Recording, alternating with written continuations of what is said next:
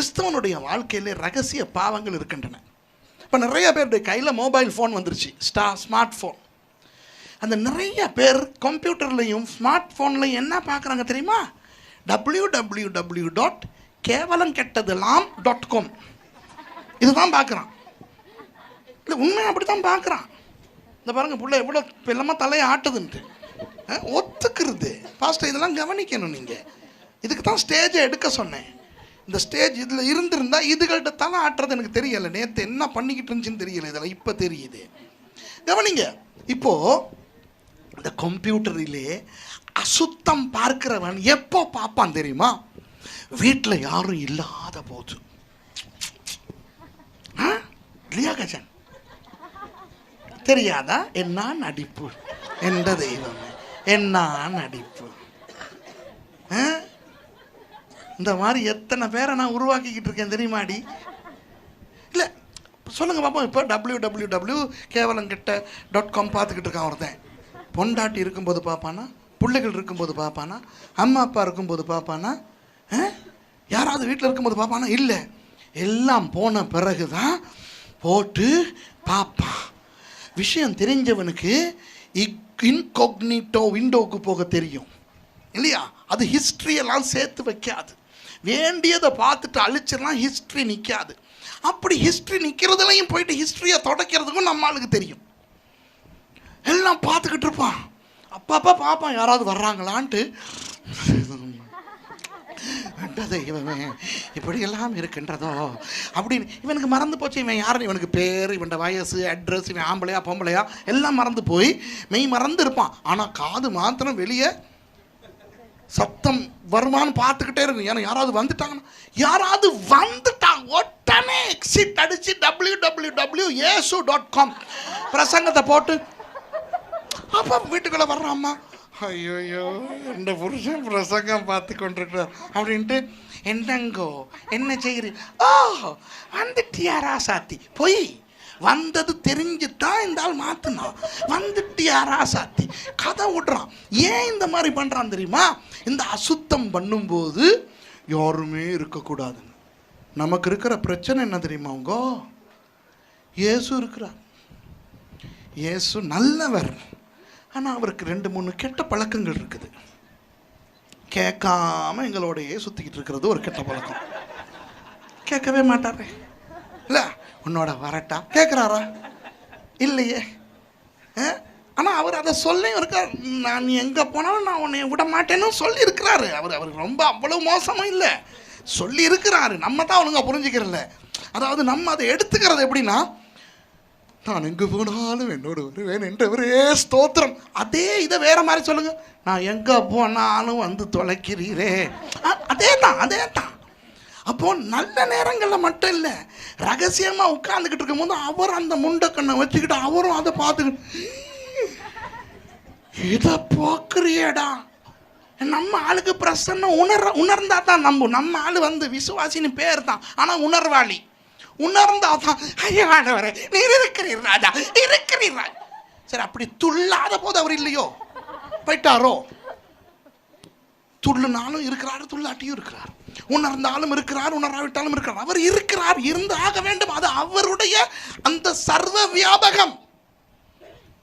இப்ப நம்ம இயேசு மாத்திரம் படத்துக்கும் ஒரு இடத்துக்கும் சிலைக்கும் அவரை மட்டுப்படுத்த முடியும் என்றால் ரொம்ப லேசு. அவருக்கும் லேசு, எங்களுக்கும் லேசு. என்ன, எல்லா ஃப்ரெண்ட்ஸும் வந்துட்டோம், ஒரு பார்ட்டி ஒன்று போடணும். நாதர் அங்கே இருந்து பார்த்து கொண்டிருக்கிறார். கொஞ்ச நேரத்துக்கு அந்த பக்கம் பார்த்து கொண்டிரும் நாதா அப்படின்னா அவர் இப்படி திரும்பிக்கிட்டு சவரை பார்த்துக்கிட்டு இருக்காரு. பின்னுக்கு என்ன நடக்குன்னு தெரியாது. இவன் பண்ணுறானு எல்லாம் பண்ணி தண்ணி எல்லாம் பண்ணிட்டு எல்லாம் தொடச்சி வச்சுட்டு இங்கிட்ட திருப்பினோன்னா அவர் என்ன நடந்துச்சுன்னு தெரியாது. பக்தா, நன்றா இருக்கிறாயா?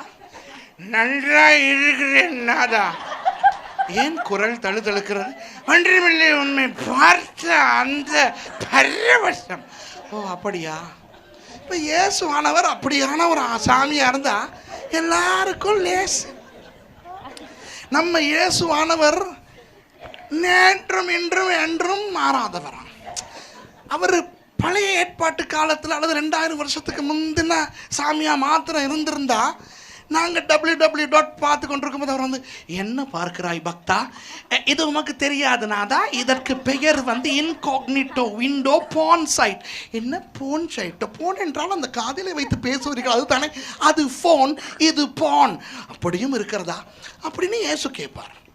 நமக்கு இருக்கிற பிரச்சனை என்னன்னா, நம்ம சாமி சர்வ வல்லவர், சர்வ வியாபகர், சர்வ ஞானி.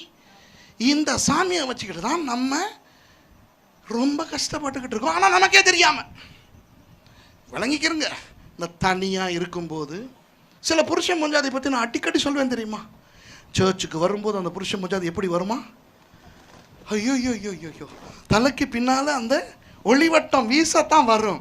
அப்படி இந்த ஒரச படத்தான் வருவாங்க. வந்து அழகாக உட்காருவாங்க. ஆராதிக்கும் போது அப்படியே எங்கேயோ போயிட்டுலாம் பரதேசுக்கெல்லாம் போயிட்டு வருவாங்க. அதை பரலோகத்தில் இருந்து பார்க்குற ஆண்டவரே யோசிப்பார், நம்மளால கூட இவ்வளவு பரிசுத்தமாக இருக்க முடியலையடா. இதே புருஷனும் பொஞ்சாதியும் வீட்டில் போய் ஆடுற ஆட்டத்தை பார்த்து பிசாசு நினைக்கும், எனக்கே முடியலையடா இவ்வளவு கேவலமாக இருக்கிறதுக்கு. பிசாசுனாலே கேவலம், அவனே பொறாமப்படுவான். நமக்கு இப்படி டபுள் பிசாசு, இங்கே வந்தாலும் பிசாசு, வீட்டுக்கு போனாலும் பிசாசு, ரோட்லேயும் பிசாசு. ஆனால் மனுஷன் எனக்கு, நான் மனுஷன், சர்ச்சுக்கு வந்தா தேவதூதன், வீட்டுக்கு போனால் பேய் குஞ்சு. இதுக்கு காரணம் என்ன தெரியுமா? இந்த சர்வ வியாபகத்தை உணராதது, தெரியாதது. யோசிங்க, ஒரு நண்பன், ஒரு அக்கா, ஒரு தங்கை, ஒரு தம்பி, ஒரு அண்ணா, இன்னொரு ஆள், அப்படி இன்னொரு மனிதனே நான் பார்க்கிற அசுத்தம் என்னவென்று தெரிந்து கொள்ளக்கூடாது என்று நினைத்தால், தேவனே அதை பார்த்து கொண்டிருக்கிறார் என்று சொல்லும் பொழுது எவ்வளவு பயமாக, கவலையாக, வேதனையாக இருக்க வேண்டும். கிறிஸ்தவனுக்கு ரகசியமே கிடையாது. நான் அடிக்கடி சொல்கிற ஒரு ஜோக்குன்னு சொல்லவா. தாவீது கொஞ்சம் குழப்பமான ஆள், தெரிந்தானே உங்களுக்கு. தாவீதுக்கு ஒரு 6-7 பொண்டாட்டி இருந்தது.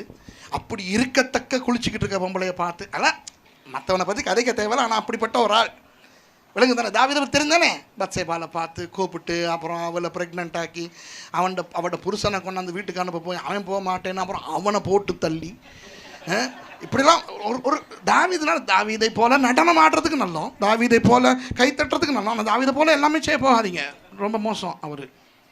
இந்த தாவீதுக்கு ஒரு நாள் ரொம்ப வெறி பிடிச்சிருச்சான். ஒரு விபச்சாரியை கூட்டிக்கிட்டு வந்து நல்ல சாராய போத்தல் ஒன்று எடுத்துக்கிட்டாரான், நல்ல சிகரெட் பெட்டி ஒன்று எடுத்துக்கிட்டாரான், நெருப்பெட்டியோட எடுத்துக்கிட்டு அந்த விபச்சாரியோட அங்கங்கே போயிருக்கார். போகிற இடத்துலனா நாதர் நிற்கிறார். யார்? நம்ம ஆண்டவர் தான், சர்வ வியாபகராச்சே. இப்போ தாவீதுக்கு கொஞ்சம் நல்ல பணம் இருக்குது. அமெரிக்காவுக்கு போனாராம் தாவீது. யாரை கூட்டிக்கிட்டு? இந்த விபச்சாரியையும் கூட்டிக்கிட்டு அந்த சாராய போத்தலோட சிகரெட் பெட்டியோட போகிறாரு.